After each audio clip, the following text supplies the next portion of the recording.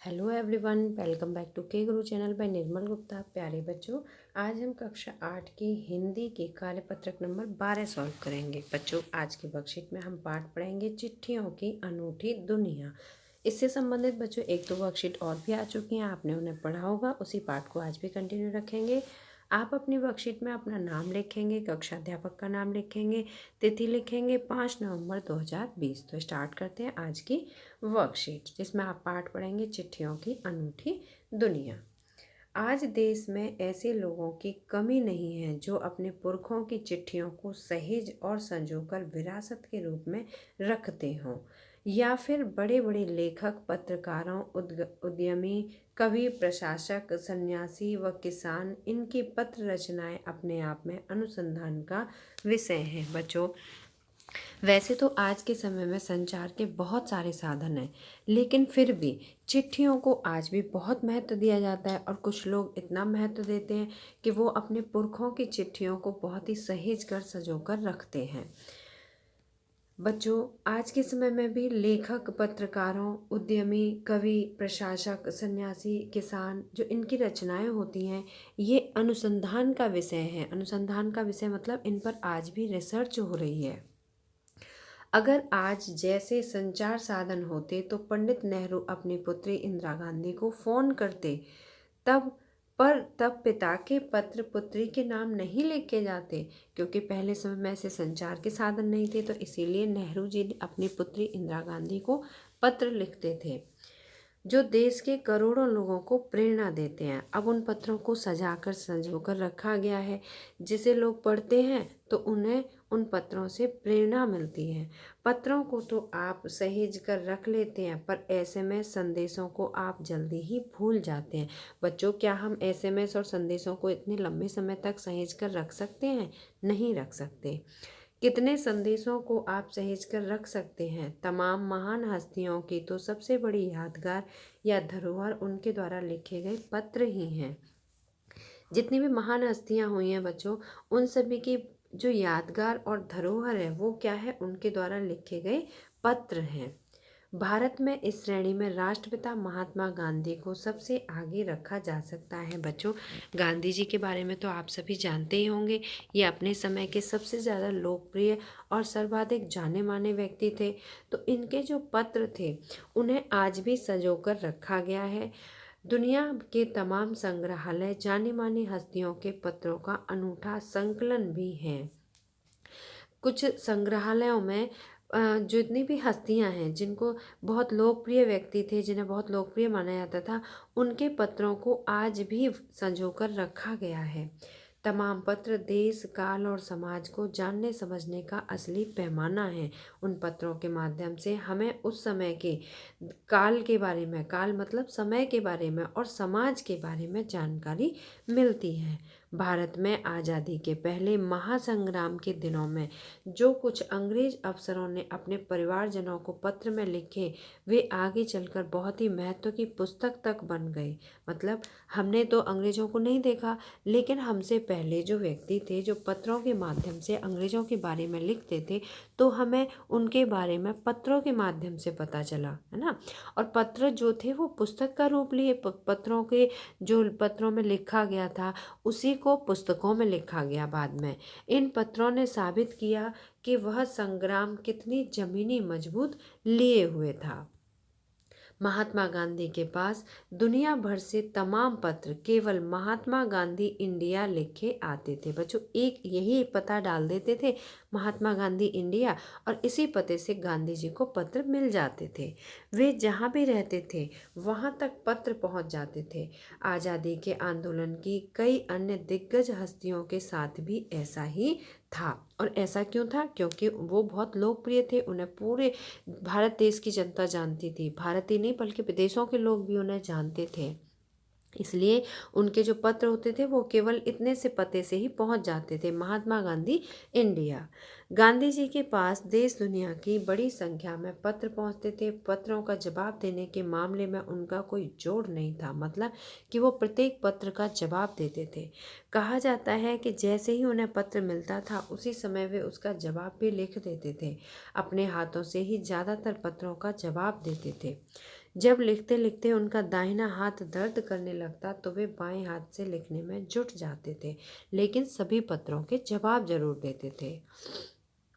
महात्मा गांधी जी ही नहीं, आंदोलन के तमाम नायकों के पास गांव-गांव में पत्र मिल जाते हैं। पत्र भेजने वाले लोग उन पत्रों को किसी प्रशस्ति पत्र से कम नहीं मानते। बच्चों कैसे मानते हैं? जैसे प्रशस्ति पत्र हो, है ना। प्रशस्ति पत्र मतलब जब हम कोई अच्छा कार्य करते हैं तो हमें एक अवार्ड के रूप में प्रशस्ति पत्र दिया जाता है। तो जो पत्र भेजने वाले लोग थे उन पत्रों को प्रशस्ति पत्र के समान मानते थे। कौन से पत्रों को? जो गांधी जी द्वारा उन्हें लिखे जाते थे। और कई लोग तो उन पत्रों को फ्रेम कराकर भी रख लेते थे। देखो जैसे फ़ोटो का फ्रेम कराकर हमेशा के लिए सजा संवार के रख लेते हैं, इसी तरह से वो लोग पत्रों का भी फ्रेम करा के रख लेते थे। यह है पत्रों का जादू। इन पत्रों से वो इतने प्रभावित हो जाते थे। यही नहीं, पत्रों के आधार पर कई भाषाओं में जाने कितनी किताबें भी लिखी जा चुकी हैं। अब बच्चों मुझे उम्मीद है कि आपको वर्कशीट के में दिए हुए पैसेज अच्छी तरह से समझ में आ गए होंगे। अब इसमें प्रयोग हुए कुछ शब्दों के अर्थ पढ़ते हैं। तो देखिए पहला शब्द है पुरखों। पुरखों मतलब पूर्वजों। संजोकर। संजोकर मतलब संभाल कर। विरासत। विरासत मतलब धरोहर।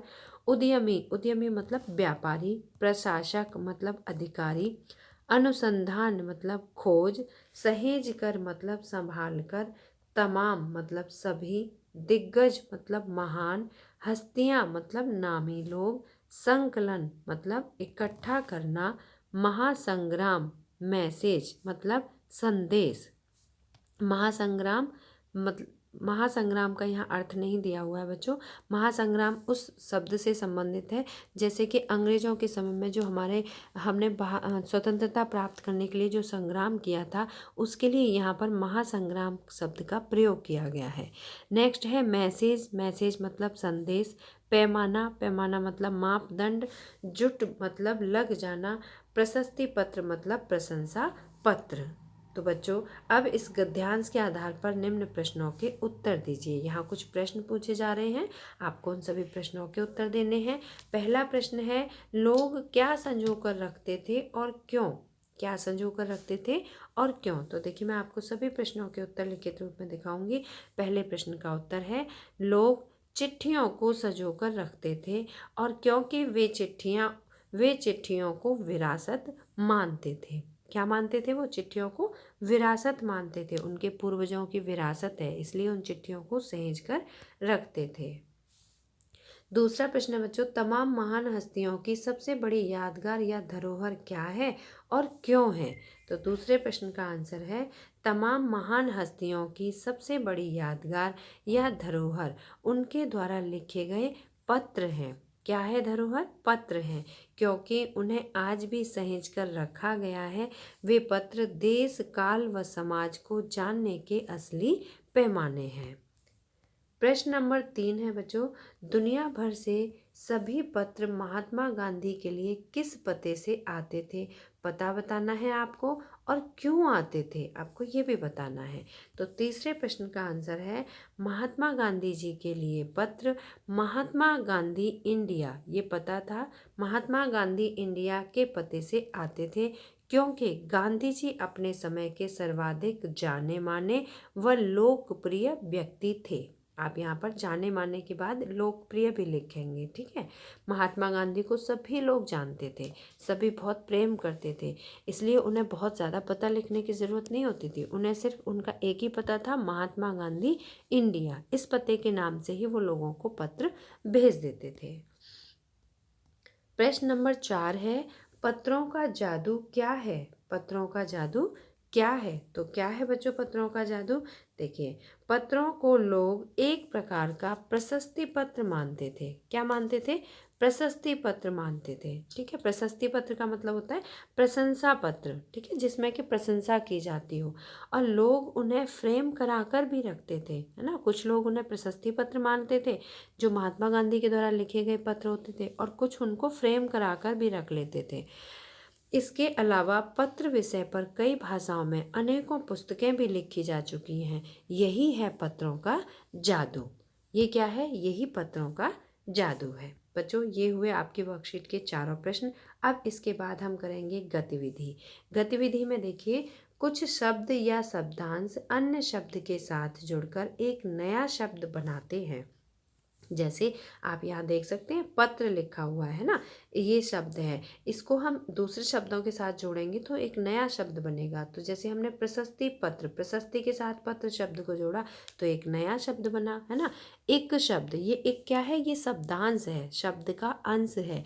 इसके साथ हम कुछ और अंशों को जोड़ेंगे तो हमारा एक पूरा सार्थक शब्द बनेगा। जैसे यहाँ पे बना है व्यापारिक, है ना।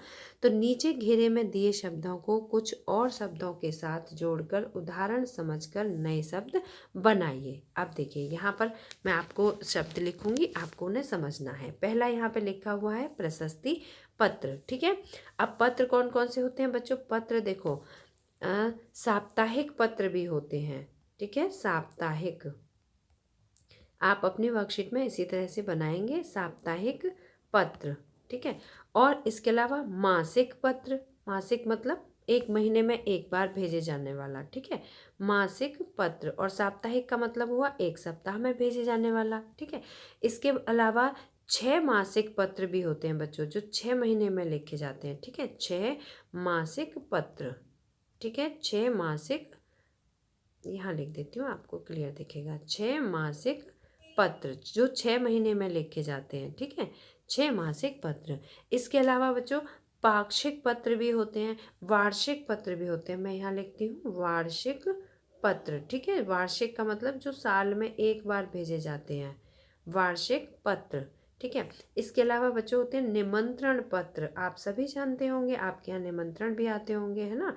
तो निमंत्रण मतलब बुलावे वाले, जैसे शादी विवाहों के कार्ड होते हैं, इसी तरह के जो निमंत्रण दिए जाते हैं तो वो होते हैं निमंत्रण पत्र। तो यहाँ पर पत्र शब्द से देखिए कितने सारे शब्द बन गए। तो ये एक शब्द था, शब्द में कुछ दूसरे शब्द जोड़कर हमने नए शब्द बनाए। अब बच्चों यहाँ पर एक शब्दांश दिया हुआ है इक, है ना।